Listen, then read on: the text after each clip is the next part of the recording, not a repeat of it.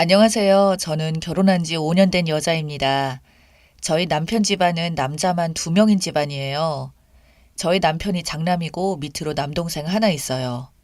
시아버지께서는 남편이 20살 무렵에 사고로 돌아가셨다고 하네요. 그래도 원래 시댁 집안이 잘 살아서 월세 나오는 건물도 있었고, 그걸 팔아서 애들 학비도 하고 이래저래 잘 살았나 봅니다. 저희 결혼할 때 집도 한 채 해주셨어요. 남편과 저는 둘 다 맞벌이 부부로 각각 다니고 있고, 자세히 말씀은 못 드리겠지만 둘이 월급을 합치면 그래도 매월 1200 정도는 법니다. 그러다 보니 결혼하고 나서도 서로 일을 그만두지 못했고, 제가 아이를 출산하고 육아휴직을 쓰고 난 뒤로는 돌보미 아줌마를 구해서 생활을 했고, 그냥 퇴근하면 누가 먼저랄 것도 없이 서로 청소를 하고 그랬어요. 그렇게 꾸준히 계속 맞벌이를 하면서 밖으로 샌다 이런 것도 없이, 솔직히 말하면 남편이 저희 집에서 육아 가사에 훨씬 더 도움이 많이 됩니다. 제가 다니고 있는 회사 업무의 특성상 저녁 늦게까지 들어올 때가 많아서 남편이 아이와 함께 있는 시간이 많거든요. 그만큼 남편은 자상하고 시어머니도 진짜 좋은 분이세요. 경제적인 것뿐만이 아니라 저희 집안에도 우리가 생각나서 청거물 시장에 간 김에 제철 과일이나 맛있는 걸 사서 신경 써서 보내주시고 저희한테도 종종 보내주실 정도였어요.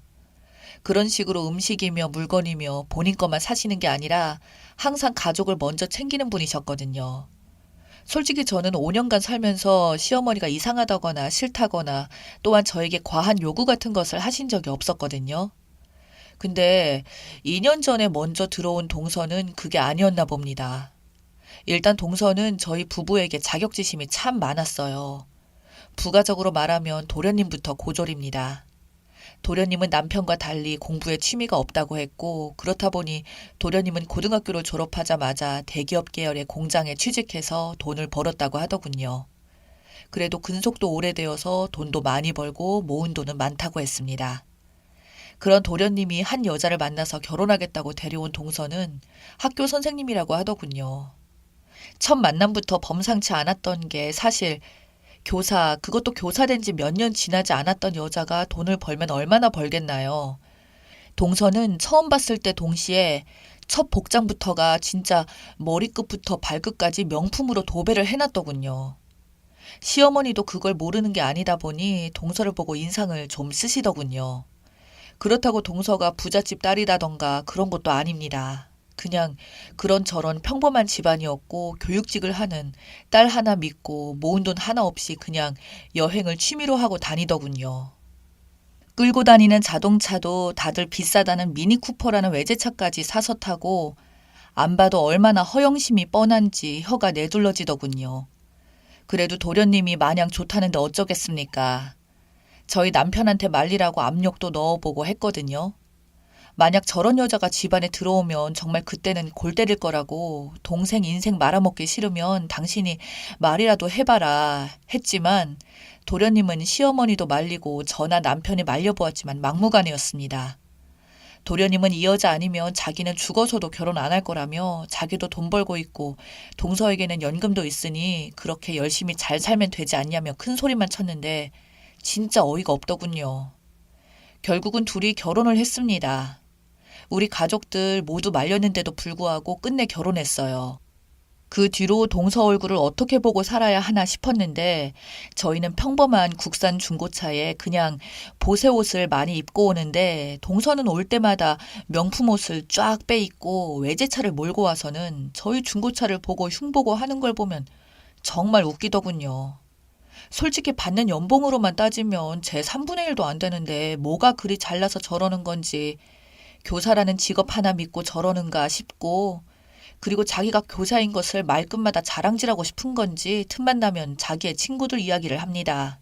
제 친구 중에 누나가 사랑해서 결혼을 했다. 또 누구는 월 몇천을 버는 사업가와 결혼을 했는데 돈은 많이 벌지만 미래가 어떻게 될지 모르니 자기처럼 그냥 교사 같은 안정적인 직업이 좋다는 식으로 자꾸 같은 말을 반복하며 말하는 꼴에 제가 듣다가 못 참아서 아이고 알았다고 하면서 주제를 다른 걸로 바꿀 정도였습니다. 동서의 문제점은 그뿐만이 아니었어요. 결혼 첫 해 때부터 문제가 참 많았습니다. 시어머니께서 아들 2명을 장가를 보내려고 따로 경기도 외곽 쪽으로 이사 와서 사셨거든요. 동서는 그거 가지고 시댁에 와서는 시골까지 오는데 올 때마다 참 도로가 거지 같다며 꼭 이런 데 사셔야 했냐고, 집 근처면 얼마나 편하고 좋겠냐며 시어머니께 은근히 불평불만을 말하면서 따지고 들었고, 지난번에 보내주신 과일도 상태가 좀 별로였다고 말하는데 옆에서 듣고 있던 제가 어이가 없더군요. 아니, 공짜로 받아먹는 주제에 어쩜 저리 당당히 말할 수 있는지. 그 이후로 제사 때문에 모였을 때도 자기 집은 제사 같은 건 안 지낸다고, 왜 이런 고리타분한 걸 하냐며 죽은 사람은 죽은 사람이고 산 사람은 산 사람이지, 정말 이렇게 시간 보내는 게 너무 아깝다며, 옆에서 음식 만들 줄도 몰라 저랑 시어머니가 열심히 만든 음식을 나르면서도 어디서 불만들을 토해내는지 진짜 듣고 있자니 짜증이 올라와서 그만 좀 하라고 말할 정도였어요. 그런 동서 때문에 매년 진짜 명절날 시댁에 가는 게 싫어질 정도였습니다. 남편도 동서라면 학을 뗄 정도로 싫어했고요. 그런데 이번 증조 할아버님 제사가 3달 전이었는데 그때 아주 최악의 일이 벌어졌습니다. 그날 동서는 또 뭐가 그리 불만인지 올 때부터 화가 난 표정으로 씩씩거리면서 오더군요. 제가 그래서 무슨 일이냐고 물어보니 원래 여행을 가기로 했었는데 남편이 아버지 기일을 까먹고 예약을 해버려서 여행 가는 건 모두 취소하고 위약금까지 물어줬다며 성질을 내는데, 한편으로는 이해가 안 됐습니다. 기일을 까먹은 동서 부부의 잘못이기도 했지만 여행 가려다가 취소되고 돈까지 날리면 기분 좋은 사람이 어디 있겠냐 싶어서 동서에게 그냥 속상하겠다며 다독여줬어요. 그러나 동서는 자신의 주체 못할 정도로 기분 나쁜 감정을 어떻게든 펼치고 싶었나 봅니다. 제사상의 음식을 같이 나르며 상을 차리고 있는 도중에 아직도 씩씩거리는 동서가 음식을 나르면서 혼잣말로 말하기를, 이 미친 시어머니 때문에 내가 이런 헛짓거리를 매년 하고 있다니. 하늘도 무심하지. 그냥 빨리 데려갈 것이지. 언제까지 내가 이 짓거리를 해야 하는 거야? 라고 동서가 말하더군요. 전 순간 제가 잘못 들었나 싶어서 동서를 빤히 쳐다보는데, 동서는 저를 쳐다보면서 왜요, 형님? 형님도 제사만 없으면 이 짓거리 안 하고 좋지 않아요? 시어머니 죽으면 재산도 물려받고 서로서로 좋은 거 아니에요? 라는데 저는 너무 어이가 없어서 멍하니 있었어요. 마침 동서 뒤에 시어머니가 넋이 나간 표정으로 우리를 쳐다보고 있더군요. 순간적으로 저는 눈이 확 돌아서 동서의 뺨을 때렸습니다. 그러자 동서는 미쳤냐고 어디 감히 자기 얼굴에 손을 대냐며 자기를 낳아준 부모조차도 자기한테 손 한 번 댄 적 없다고 경찰에 신고할 거라고 악을 쓰는 동서. 그런 동서의 소리에 올라오게 된 도련님을 보고 저는 동서의 얼굴을 가리키며 전현 2번 다시는 이 집구석에 들이지 마 라고 했더니 제 남편도 도대체 왜 그러냐고 말렸어요. 이미 시어머니께서 동서의 말을 듣고 큰 상처를 받으셨기에 동서가 했던 말 그대로 대신해 주었습니다. 그러다 저희 남편은 그 말을 듣더니 노발대발했고, 눈이 돌아간 동서는 아직도 자기가 잘했다고 큰 소리를 떠들어댔고, 동서는 도련님을 데리고 나가는 걸로 일단 상황은 마무리되었어요. 그 이후 시어머니께서는 상처가 너무 크셨는지 저희를 보고도 일단 돌아가라고 하셨습니다. 그리고 눈물까지 흘리시는데 진짜 너무 죄송스럽더라고요. 그런데 문제는 그날 돌아가고 나서 시어머니가 쓰러졌고, 다행히도 다 같이 모여있다가 쓰러지셨기에 바로 병원에 응급조치를 취했으나 큰 충격으로 인해서 정신적으로 후유증이 심하신 것 같더라고요. 상황이 그렇게 되다 보니 도련님 부부가 어떻게 정상적인 부부 생활이 가능할까요? 동서는 그 상황에서도 곧 죽어도 자기가 잘했다는 식으로 나오고 있고, 하루가 멀다 하고 다투고 싸우고 하는데 도련님이 사람이 좋아서 받아주는데 일방적으로 동서는 집을 나가버렸다고 하더군요. 친정집으로 돌아간 동서는 결국 돌아간 지 이제 1달도 안 되어서 동서랑 도련님이 이혼을 한다는 소리를 듣게 되었습니다. 결혼한 지 얼마 되지도 않았고 아직 아이도 없었기에 다행이라면 다행이라, 이혼하는 건 그리 큰 문제가 아니었죠. 여기서 근데 동서네가 도련님을 보고 위자료로 글쎄 1억을 달라고 했다네요.